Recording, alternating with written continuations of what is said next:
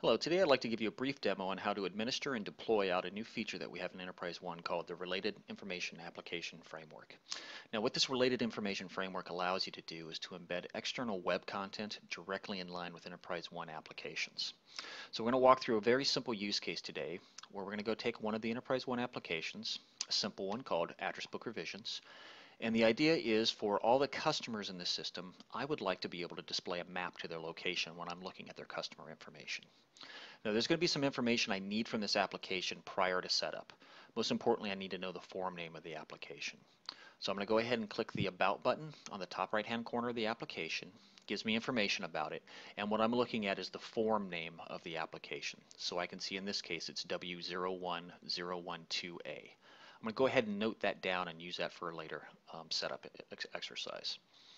So now I need to go over to the application that actually identifies which applications have related information associated with them. So I go to EnterpriseOne Menus, EnterpriseOne Lifecycle Tools, System Administration Tools, Related Information Administration, and you can see there's an application for Related Information Administration. What I'm going to need to do is add a new record into this application so that it can tell that the address book needs to have related information.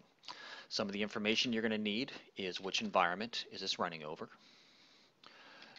The key for the related information for web content is a generic URL. Set up which users will actually be able to see this map. It will show in the form of a tab within the related information. And then give it the form that you're going to be running against. This was the W01012A that I noted earlier. If you wanted to, you could set it up for a specific version. In this case, we're going to be very simple and just show it for all versions of that application. The other thing we're going to do is allow this user the ability to create and add new tabs of information within the related information. Now with that, user can either just show it to that user only, so nobody else it's visible to nobody else. They could set it up to publish out to a predefined distribution list or publication list made up of users and roles within the system.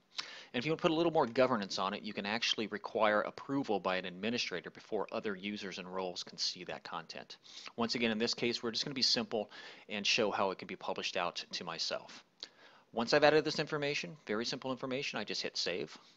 You can see I went back to the list, and I now have a record for that address book revisions applications. And then I can just toggle back to address book revisions. You can see in this case I now have a new tab that I can drag up to manage my related information. I'm going to go ahead and hit the green button to create a tab. I'm going to say this is a map to the customer location for the text when it's toggled over. And then I'm going to type in a URL. This is something you will have to get from the web content you're going for. As I mentioned before, the use case that we said is that we only want this to show up when a user is a customer type. So we do have a field here that says when to define and display the generic URL. And I have a nice interactive capability just to select on key capture, come up and select on the fields. So in this case, you can see it's turned to a green. I'm going to stop my key capture, and what that says is only when search type is equal to C will this map be displayed. Now the next thing we want to do is contextually link out the information from the application to the map by passing parameters in, and you can do that from any form field in the application. I'm going to go ahead and click override parameters, and what it did was go out and parse out the URL that I had typed in. That URL had a number of different parameters that could be passed into it. One of them was this value of Q, which is the Google representation of the address that you're going to. Now I can dynamically override that just by opening up the value and hitting map to, and then it allows me to go up into the application and pick the field that I want to map it to. So I'm going to the mailing tab, and I just very simply select on the postal code, and you can see that everything turns in orange, adds a value to the Q, and then also you can see it rendered down on the URL.